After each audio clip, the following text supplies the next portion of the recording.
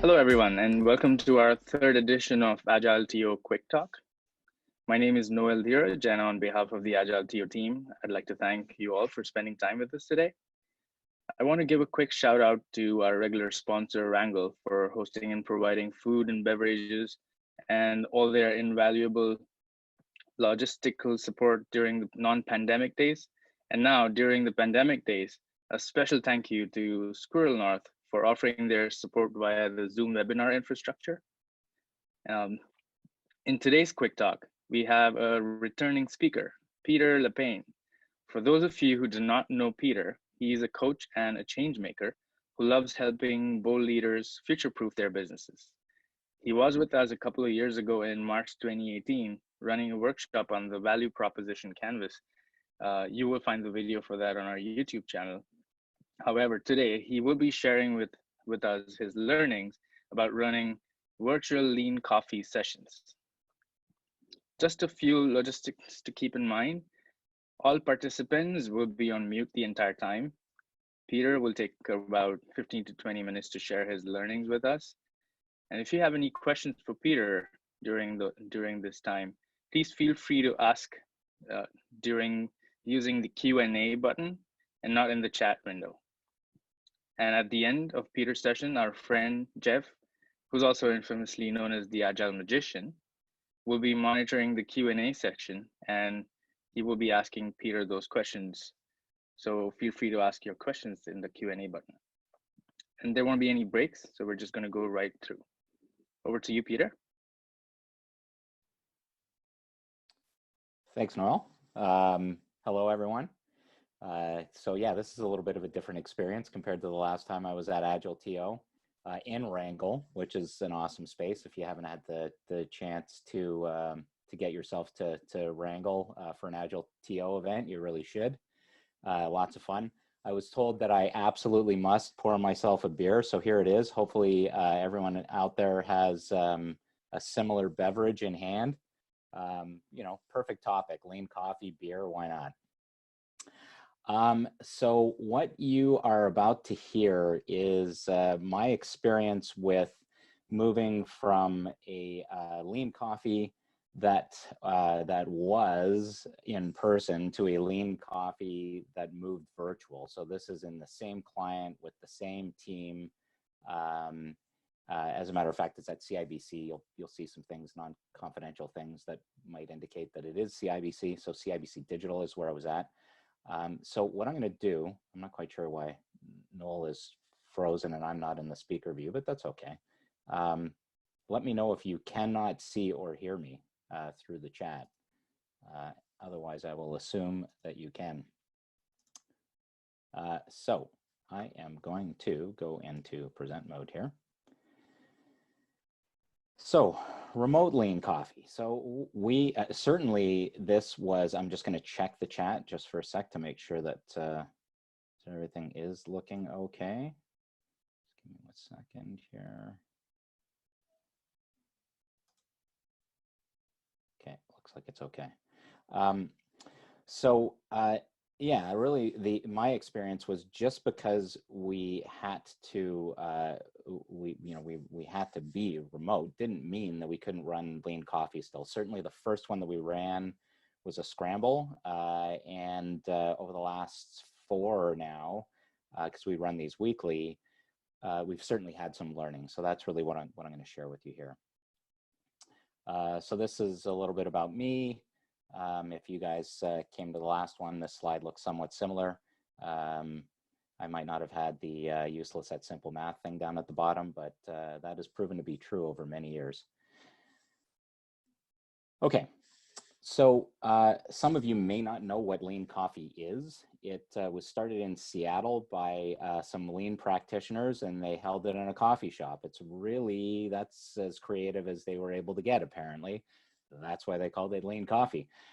If you've ever run one of these, you'll know that people gripe constantly about why there is no coffee. I just kind of shrugged that one off. There, you're going to see a picture in a second that ironically has coffee in it, and I'll give you the story to that when we get there. But there's no obligation to provide coffee. This is just the name of the event. It's not like you're there to provide it. It's just you're there to have a conversation. And you'll see what that looks like in a sec. So structured and agendaless. It's almost kind of like an open space in a meeting. So I don't know if you've ever been to an open space before, but it's the agenda is constructed democratically by the participants. And then conversations are directed and time boxed after that. So how does it work? Pretty simple stuff. You create a little Kanban. Basically, this is what we've yet to discuss. This is what we are discussing, and this is what we have discussed.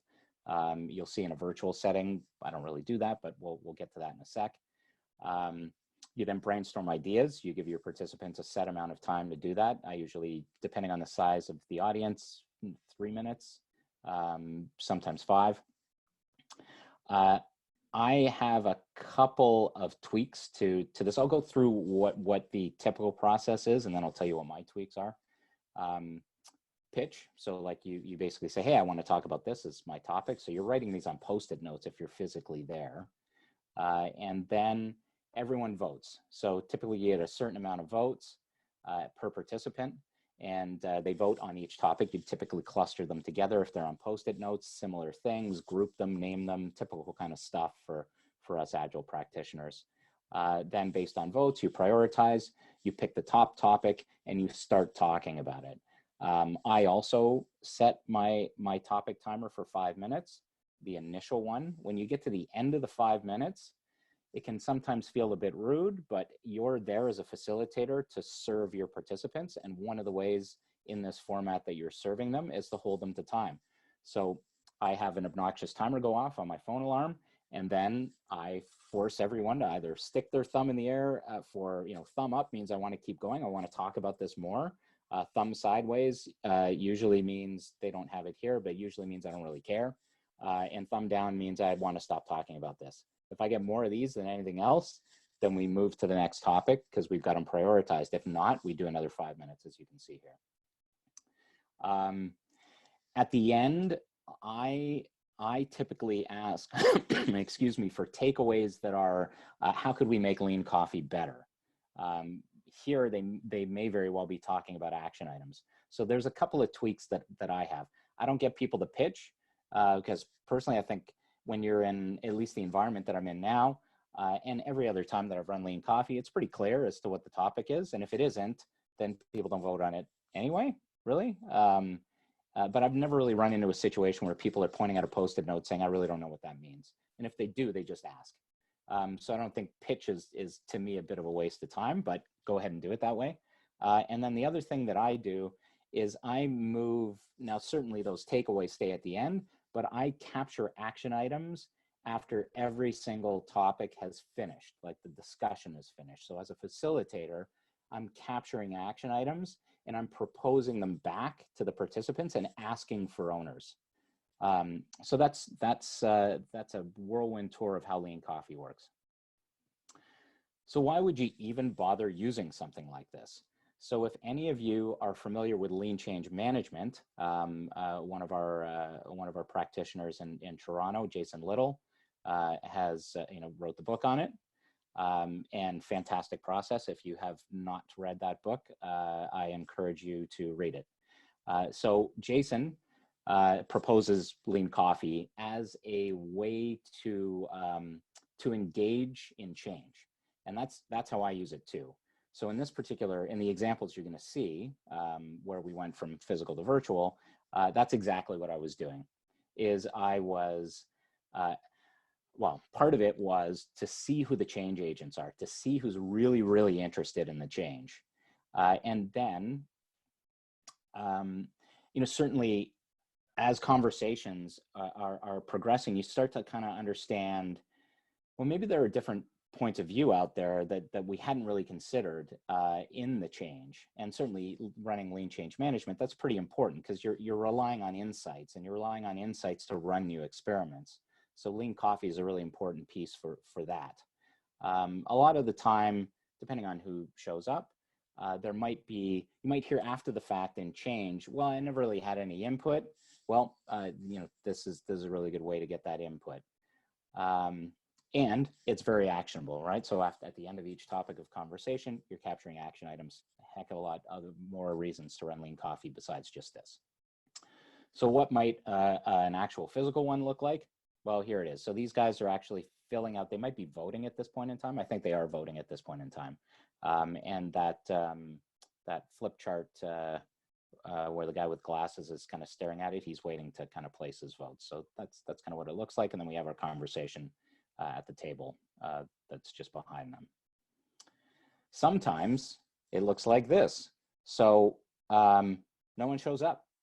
And to be honest with you, it's so what was funny about this particular instance is you constantly get people saying, oh, well, why is there no coffee if it's called Lean Coffee? Well, you know what? Coffee showed up. So there were on this particular Thursday, there was another meeting that that had leftovers. Tons of coffee. They were just starting to bring this stuff in. Tons of coffee, tons of pastries. I'm like, hey, nobody's here and there's coffee here. Like, what the hell? So the one time that it shows up, of course, nobody shows up. And in some ways, perhaps this might appear to be disappointing, but as a change agent, it is what it is. So this is actually revealing how much resonance there is with the change. So when this happened, I went back to my client and said and asked, like, what does this tell us? And we went through a conversation of what the possibilities could be. It's actually a healthy thing to recognize it as for what it is, in my experience. Okay, so great. Now, what the heck do we do with everyone at home and wanting to still run Lean Coffee? Excuse me for 1 second. Well, we scramble to find the right tools, first of all. We make the assumption that we can use them until someone tells us we can't. And what we ended up with, or what we started with, was Zoom, as you can see. And what's in the background is Slido. So I'm gonna explain kind of how I use Slido for this, and you might not be familiar with it, and that's okay. It's typically used for conferences. So you'll show up to a conference, there'll be a word cloud, you'll be able to kind of type in word cloud stuff. So there'll be like a poll, and you'll be able to vote on it. It's used a lot in conferences, but we found it quite useful for Lean Coffee. So what we did here, I'll show you another slide actually. So this would be more if you were participating in it, what you might see. No, actually, this is my desktop. What am I saying? This is me sharing Slido in presenter mode. So that what you're seeing here is these are the topics that everyone submitted. You can see there's a little number 3 with a thumb, so you can upvote there. So it's like automatically in Slido, which is kind of nice. And then quite simply, all I was doing as a facilitator. So the first thing was, hey guys, let's get, so muted everyone, did the usual kind of Zoom hygiene stuff, and then went in and into Slido and started this poll question that basically says, what would you like to discuss? So the exact same question I'd ask in person, but on Slido. And it's pretty easy to get into Slido. There's nothing to download. You just go to slido.com and type that code in, and there you are. It's going to pop up right on any device, laptop, cell phone, doesn't really matter. So everyone types in their topics, whatever their top of mind. I'm still timing it. I've got a cell phone that might go off, and it's down by my mic so they can hear the alarm go off. And then we vote. And it's not the exact same voting process, but it's good enough. So whereas I would give people 2 votes and they could put them wherever they want, or this doesn't work that way. You can only vote for one thing once, but it gives you a good enough idea as to what people are most interested in talking about. Same process. Whatever the highest voted thing is, then we start into the conversation, and I just open it up to everybody and say, hey, here's 5 minutes. Let's just talk about this first thing that's highlighted. The tricky part is getting the thumbs up, thumbs down. That's really where the difficulty is. it's tough to be disciplined when you're not physically there to stop people, because you feel like you're kind of being rude or you're interrupting. But again, you're in service to the participants as a facilitator, and it's really important to because that's what the whole agreement is when you come to Lean Coffee, is it goes in 5-minute increments and it's democratic. So I found it challenging to really kind of get my cell phone down by my mic and really kind of insist that the 5 minutes is up, and then insist that people give me thumbs up, thumbs down, which works great, by the way, when you're on Zoom and everyone's on a camera. But I'll get to when that isn't the case in a second. So then again, at the end of each discussion topic, action items, I'd put the action items in Zoom. You can probably see some of them in the chat.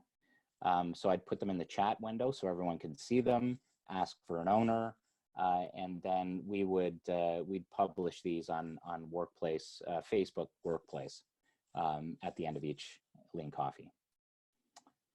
So I prefer to use Zoom if I can, because it's got some really good features that just for facilitation period are quite useful, but for Lean Coffee especially so.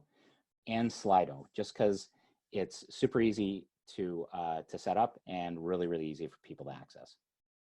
So I showed you the one piece. Noel's back. I don't know if I'm supposed to, am I supposed to shut up now? No, it's just a quick reminder to everyone to ask questions in the Q&A panel. And yes, we'll be moving into the Q&A session shortly. Thanks, Peter. I am almost done. So Slido, really handy. I originally had a question. Would you like to continue discussing this topic? Yes, no, unsure. Unless you've got a lot of people in your Lean Coffee, I would just rely on asking people and say, hey, does anyone want to stop talking about this? You know how many participants you've got? And at that point in time, you can just say, you can just do the math on it and decide whether you want to add another 5 minutes or not. Okay, so for us, we encountered some limitations. CIBC got super nervous about Zoom. All of a sudden, no Zoom. There's Microsoft Teams at CIBC, but there were video sharing restrictions. There were screen sharing restrictions at first, and they relaxed them because there were a lot of VPN problems. I'm sure a lot of you folks encountered the same thing. Maybe you didn't, and your companies were better prepared. And you might end up running into external tool restrictions as well, like not being able to use Slido. So we managed to negotiate our way around that, but you can run into each of these.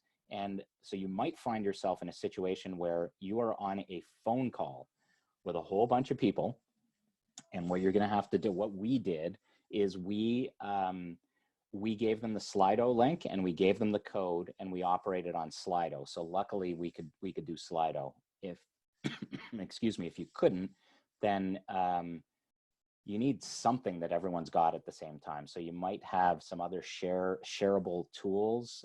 Maybe you've got OneDrive or something along those lines, Google Drive, but maybe your organization had shut that down too. There's got to be something that you can all look at the same time. So ours was Slido, and luckily we could continue that way. So that allowed us to have those topics. MS Teams, here we come. Yeah. So just so that you know, there's actually a tool out there that is 100% one-stop shopping. It's called Lean Coffee Table. I have not used it because I've been okay using these remote tools, but it's got everything you could ever want in a Lean Coffee session. You can see here they've got, add vote when you've got topics that you haven't talked about yet, add actions, show actions. There's a timer. You could play music. You can see your attendees. I don't think there's any video to this, but this is a paid product, and I've heard good things about it, and it looks really good from what I've seen. So if your organization is flexible enough, this is a super useful tool if you are remote, to run remote Lean Coffees. So with that, I am done. That was awesome, Peter. Love the love the overview as to what it is.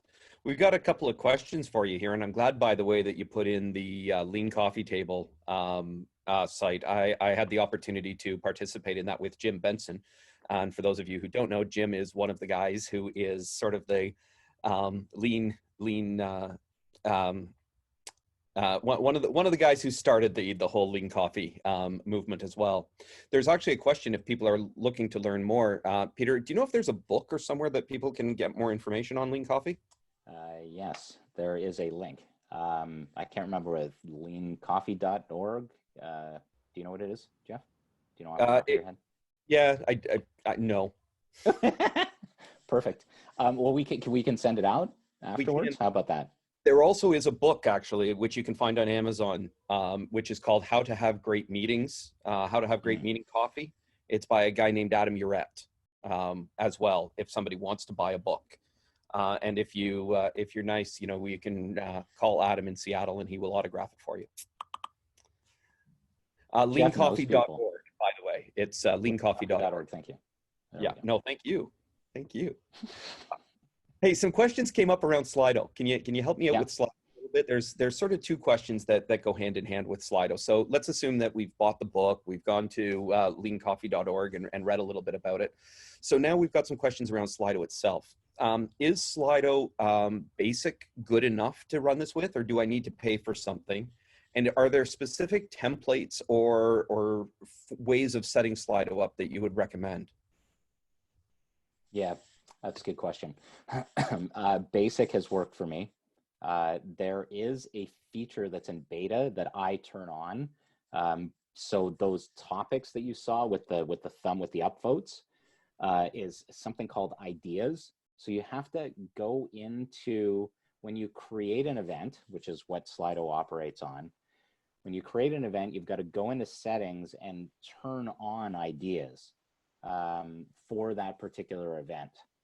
And then that'll give you the upvote topic thing. The other thing is, once you create one of these events, you can duplicate them.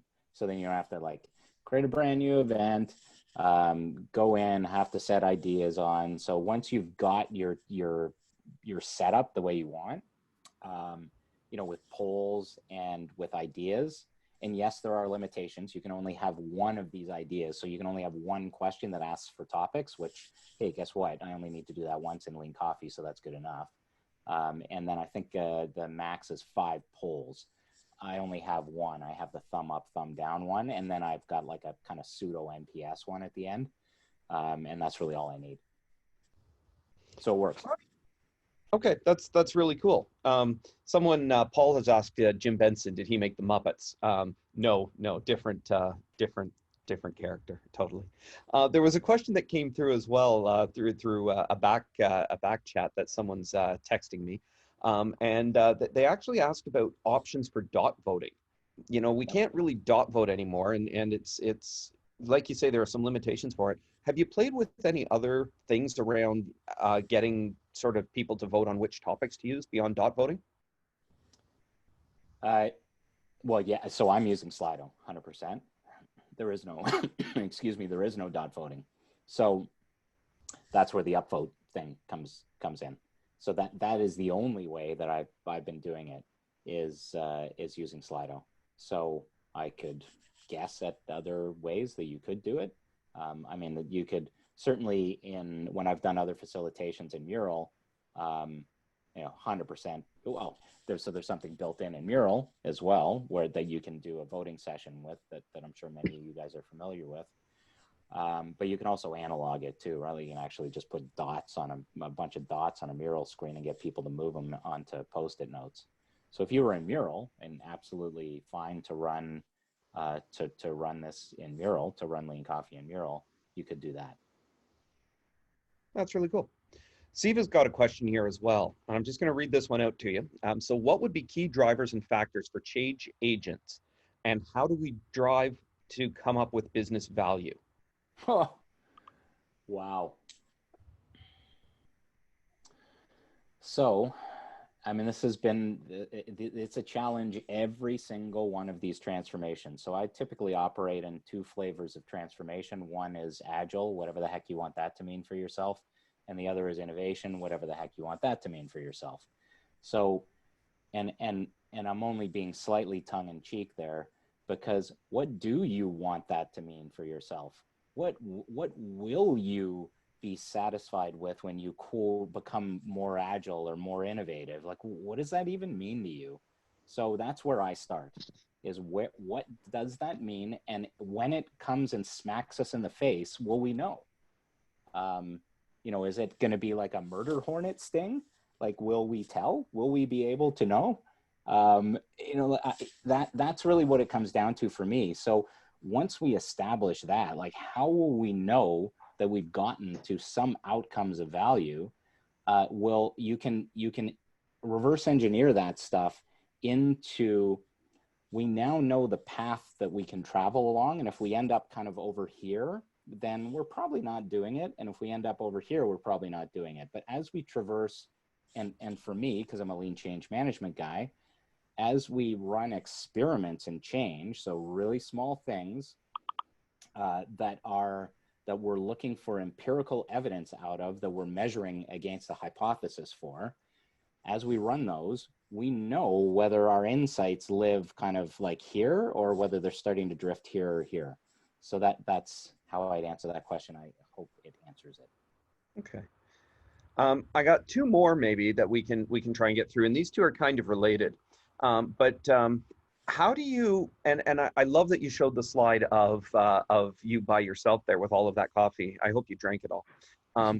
But how do you get people to participate when everyone in any organization of any size is so busy? No one has free time to do things. How do you help people carve out the time and help them understand the value of it? And sort of an extension of that question, which is related, is how do you sell this to leaders of organizations, helping them see the value and importance of this sort of unstructured, agendaless meeting? Hey, Peter, before you Yep. start, can I suggest you just stop sharing the slide so that we can see your pretty face while you're finishing your Q&A? Yeah, sure. Right. Can you see it now? I can. Thank you so much. Here, how's that? Even better. Yeah. Like, have you trimmed your nostril hairs, dude? I do all the time. Excellent. Thanks, man.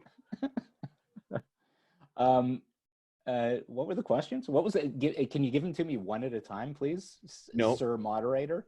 I'm going to give them both to you. And that's basically, how do you help people see the value of an agendaless meeting, both the people who you are hoping will participate and perhaps the senior leaders to help people carve out time to attend these things? So, of course, it depends. But there are some things that in certainly the environment I was in at CIBC that helped for participants to join. So really hierarchical place. And the more that we could get senior leaders in the lean coffee, the more people became interested. So that was one little trick that we used in our environment. So that was a way to kind of get participants interested. I think for a participant, it's like it either resonates for you and you really enjoy the conversation, or you don't. And once you're there, you will either come back all the time or you won't. And that's really where the indicator of, I wonder if some of these people are kind of change agents in the making. They're really interested in the change. So that from a participant perspective is I think what resonates, or what has kind of proven to resonate. From a leadership perspective, what has resonated is, well, first of all, you have to get a leader who's actually interested in hearing from folks as to how the change is working for them. If they don't care, then this will fall on deaf ears. But for the leaders who do care, kind of coming to them and saying, and you can just use this as as kind of a filtering mechanism for said leaders. You can kind of explain what lean coffee is, and the fact that these conversations are absolutely driven by everyone involved in the change. So if you really, really, really want to hear honest feedback, as opposed to the survey you just sent out that's incredibly biased, then come to Lean Coffee, because you're going to hear it. Awesome. That's a fantastic answer. Last question, I think, unless someone pops up anything more between now and then. First of all, there's a couple of comments that have come through that there are other programs out there as well, things like Idea Boards and Poll Everywhere, which offer similar sort of voting techniques and voting tools. And I guess the general comment would be there are dozens, if not hundreds, of these tools. So you're going to find the one that works for you. I love hearing though how you manage to use your tools and Slido to run that. An interesting question came through, which is, now that we've moved to these remote and virtual settings, what have you noticed is different between when you did these in person and you were able to interpret body language and you were able to see people, versus now when you're running them through remote sessions? Yeah. So my job as the facilitator of Lean Coffee, the way I see it, is pretty simple. It's set it up, keep time, and this is me acting purely as a facilitator. If I ever decide to take my facilitator hat off, I announce it. But being purely a facilitator, keep time, excuse me, and understand whether we're going to keep the conversation going or not. So when the 5 minutes is up, are we going to keep going? When we're done talking about something, what are the action items and who's going to own them? The parts that have been difficult is getting to, okay, we're at the end of the 5 minutes. Are we going still or not? Like, it's easier for me to stare at people and basically just play my phone alarm with a ridiculous look on my face. Like, are you actually going to stick your thumb in the air? Because you've been here the last 4 weeks in a row. You know how this works. So it's a lot harder without being able to look at people to kind of get to that point in the Lean Coffee. But that's probably the most challenging one. The second, I would say, is the one that I mentioned, like action items and getting people engaged enough to kind of say, yeah, I'll own that one. Because look, let's face it, this isn't a natural way for us to work. So we're multitasking all over the place, and God knows what else we're doing. So there's distraction. So even though you volunteered to be in Lean Coffee and you volunteered to participate very democratically, there's still a million distractions. We've got kids around and God knows what else. Very cool. If people want to find out more information, I mean, they can probably go to places like squirrelnorth.com, who is sponsoring this, and they could probably get more information from the Squirrel North coaches and consultants. They could probably go to agilemagic.ca. I hear that's a fantastic website with some great consultants. How could people get in touch with you if they have more questions, Peter, if they wanted to perhaps even enlist your services to do these types of things? I would say the easiest way to do that is my LinkedIn, given that I am slow on the draw of getting a website that has been paid for in Squarespace for probably about 8 months now, but has not been created yet. So LinkedIn, I can send that out. That's awesome. Thank you so much for this talk. It was great. I love the tools. I love the approach. I love the way you're engaging people in this, and taking something that really works in person and made it work so well in these remote and virtual conditions that we're working in today. So thank you so much, Noel. Is there anything that you'd like to say to close this off? Well, just a few thank yous and a quick note. And so thank you all for attending, and thank you, Peter, for sharing your valuable learnings with all of us. Hope you get your website up soon. And for everyone out there, a video recording of this session will be available on our YouTube channel soon. And one of these days, we will all be meeting in person again. And until then, stay healthy and stay safe. Bye for now.